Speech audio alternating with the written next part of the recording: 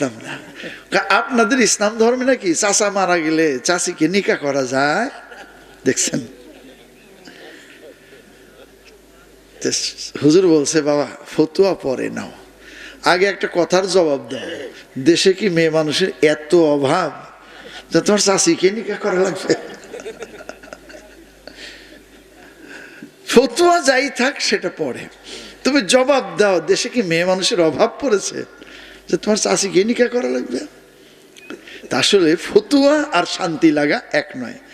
সালামের জবাব একজন দিলে হয়ে যায়, কিন্তু শান্তি লাগা আর একটা জিনিস আছে না নেই? তা আমি শান্তি পেতে চাইলে আমার কি দোষ হবে?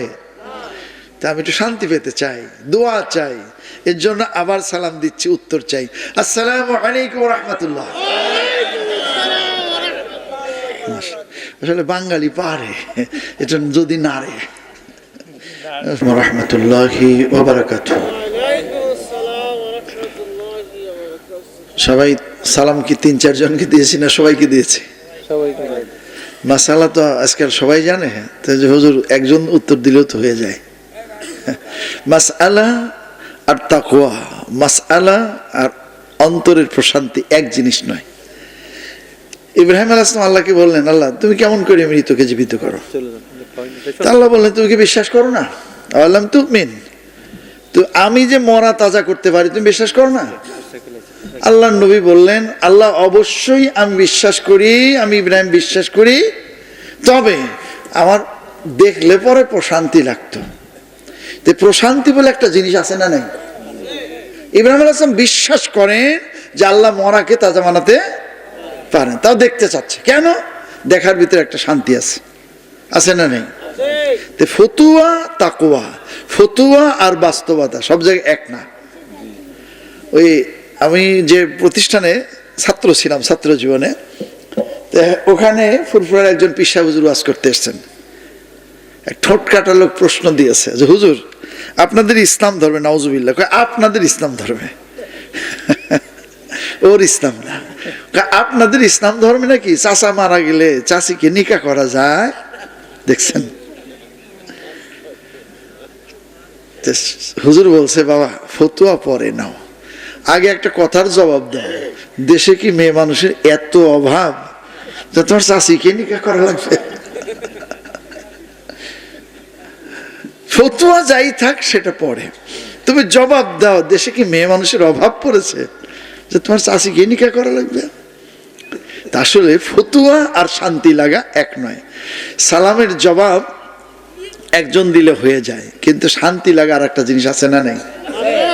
তা আমি শান্তি পেতে চাইলে আমার কি দোষ হবে? তা আমি একটু শান্তি পেতে চাই, দোয়া চাই, এর জন্য আবার সালাম দিচ্ছি, উত্তর চাই, আসসালামু আলাইকুম ওয়া রাহমাতুল্লাহ। আসলে বাঙালি পারে এটা, যদি নারে বাঙালি পারে, যদি কেউ একটু নারে। আপনারা রাগ করতেছেন? আজকের অবস্থা হয়েছে কেমন, এই যে আমাদের অলরাউন্ডার, বিশ্ব ক্রিকেটের একজন অলরাউন্ডার এসেছিল তাই না, আমার সঙ্গে দেখা করে গেছে না। মুসলমান সবকিছুতে পারদর্শী হবে, এটাই নিয়ম, এর নামই ইসলাম। তা এখন আমি মাহফিলে এসে যে ভিড় দেখছি তার সাথে এর চাইতে বেশি ভিড় তার সাথে দেখছি। খালি ব্যাটা সওয়ালের ভিড় না, মেয়ে মানুষের ভিড়।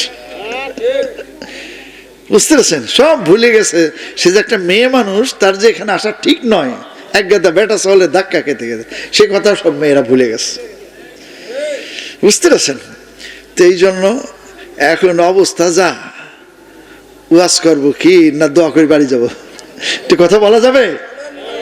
সারেনি না যখন বলেন নাকি ভাবে এইরকম যে আপনি যখন সারেন না তো বলেন।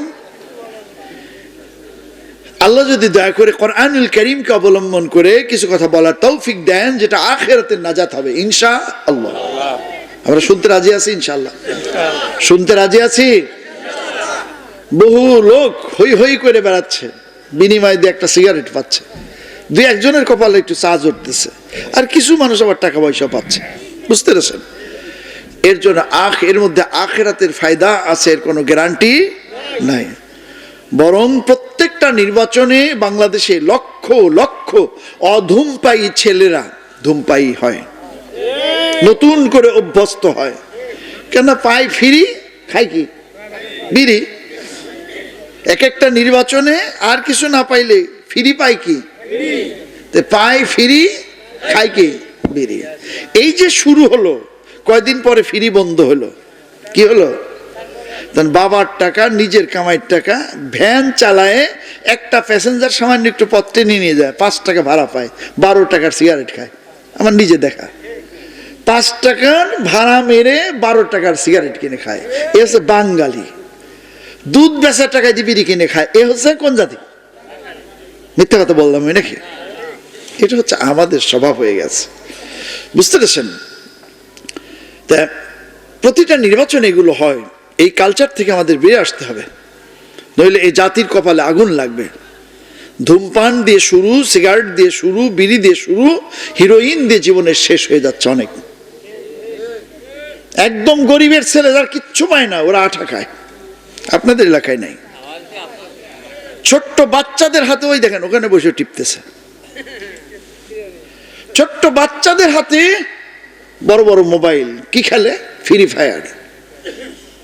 খেলতে যে গন্ডগোল লেগেছে, এক বক্সিন দিয়ে বন্ধুকে মেরে ফেলেছে। 5 দিন আগের ঘটনা, এক বক্সিনে বন্ধুকে মেরে ফেলেছে। এ হচ্ছে ফ্রি ফায়ারের ফজিলত, বুঝতে পারছেন? PUBG, free fire, blue whale এবং জুয়া। মোবাইলে কি এখন কার্ড ডাট লাগে না, এখন 4 জন লাগে না, একা একাই খেলা যায়। আছে না নাই? জাতি যাচ্ছে কোথায়? আমরা তো নাকে তেল দিয়ে তসবিহ পড়তেছি। পরবর্তী প্রজন্ম যে ধ্বংস হয়ে যাচ্ছে। মেয়েগুলো, আপনি ঠিক করেছেন, একটা আদর্শ উচ্চশিক্ষিত একজন হালাল রুজি কামাই করা এমন একটা ছেলেকে, সেই মেয়ে, আরে হাইকোর্টের বেঞ্চ অফিসার, তার বাবা মা তাকে বিয়ে দিয়েছে, যে একটা নাম ভালো মেয়ে দেখে বিয়ে দিয়ে, সেই মেয়ে বাসর রাতে স্বামীকে বলছে, আপনি আমাকে স্পর্শ করবেন না, কেন না আমি ভয়ে বলি নাই, যদিও আমার একটা ছেলের সঙ্গে রিলেশন আছে। ইংরেজি বানান জানে না রিলেশন, কিন্তু বলে রিলেশন। আছে না নাই? বলে একটা ছেলের সঙ্গে সম্পর্ক আছে, আপনি দয়া করে আমার শোবেন না, আমি কিন্তু আপনার ঘর করবো না। তো তুমি আগে বলো নাই কেন? বাপ মার পিটানি ভাই বলি নাই। সত্যি কদিন পরে ডিভোর্স হয়ে গেছে। আজকে এই যে সামাজিক সমস্যা, এগুলো কম না বেশি? তো ওয়াজ মানে কি? আমি যে গত শুক্রবারে মডেল মসজিদে জমা পড়িয়েছি। আমি রাজবাড়ী একটা কেন্দ্রীয় মসজিদের খতিব, কিন্তু আমার মাদ্রাসায় ওই দিন মাহফিল ছিল। আমি মসজিদে, আমার মুয়াজ্জিনও দাওরায়ে হাদিস, আমার খাদেম দাওরায়ে হাদিস, আমার ওয়াক্তে ইমাম 2 জন, তারা মুফতি, 2 জনই মুফতি এবং 2 জনই দাওরায়ে হাদিস, 2 জনে একজন হাফেজ। আমি তাদের একজনকে দায়িত্ব দিই মডেল মসজিদে নামাজ পড়াতে, যে এই রাসূল সাল্লাল্লাহু আলাইহি ওয়াসাল্লামের খুতবার স্টাইলটা কি ছিল, এটা নিয়ে আমি কথা বলেছি, কিছু কথা বলেছি, কেন প্রায় 1000 খানিক মুসল্লি ছিল।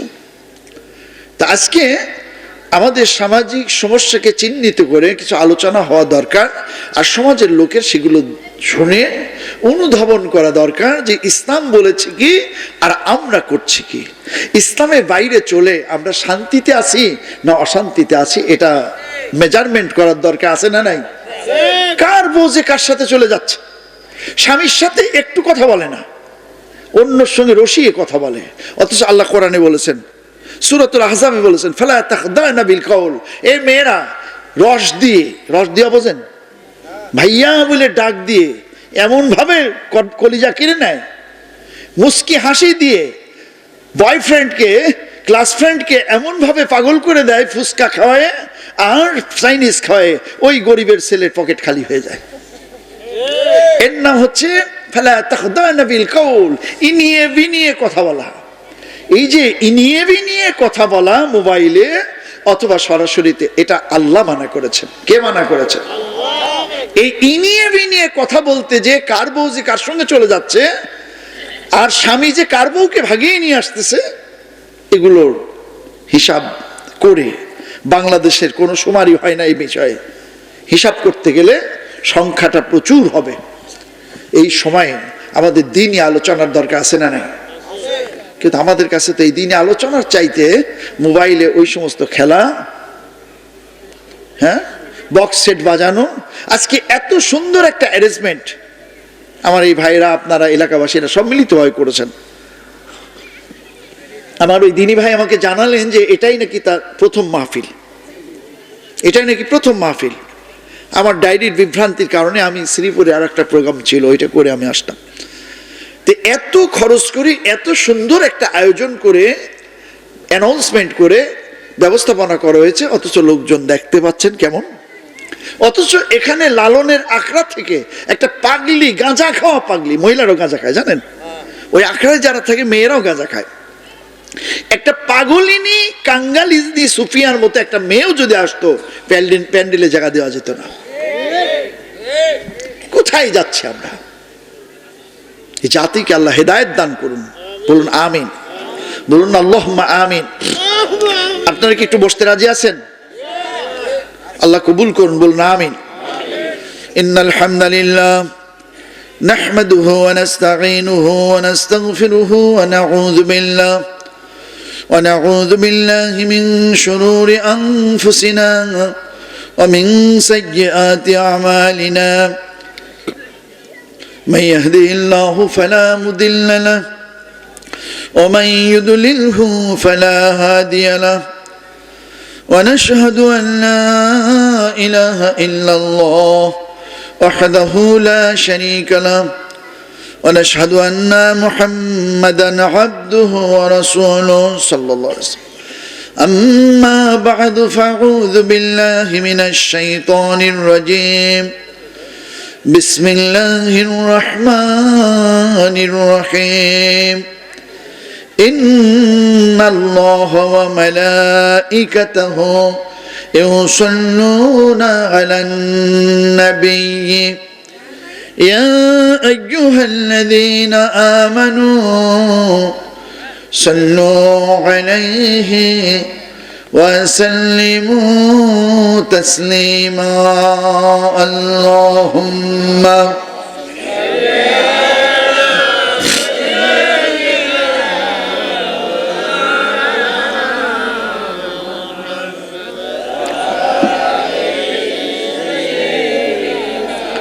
মৌলানা বাজিছে দামামা, বাঁধরে আমামা, শির উঁচু করো মুসলমান। দাওয়াত এসেছে নয়া জামানার, ভাঙ্গা কেল্লায় ওরে নিশান। আল্লাহুম্মা জোরে টেস্ট করে তারা প্রমাণ করতে বলছে সে চার্লসের জন্মানো কিনা। মা তার ডাইনা আমরা মানি, কিন্তু রাজা হতে হলে ওই পরিবারের সন্তান হতে হবে। ওই পরিবারের সন্তান হতে হলে তাকে চার্লসের জন্মানো সন্তান হতে হবে। ডাইনা তার বিছানায় শুয়ে থাকতো, কিন্তু আমরা বিশ্বাস করি না যে স্বামীর দিয়ে জন্মাইছে, অন্য কারো দিয়ে জন্মাতে পারে।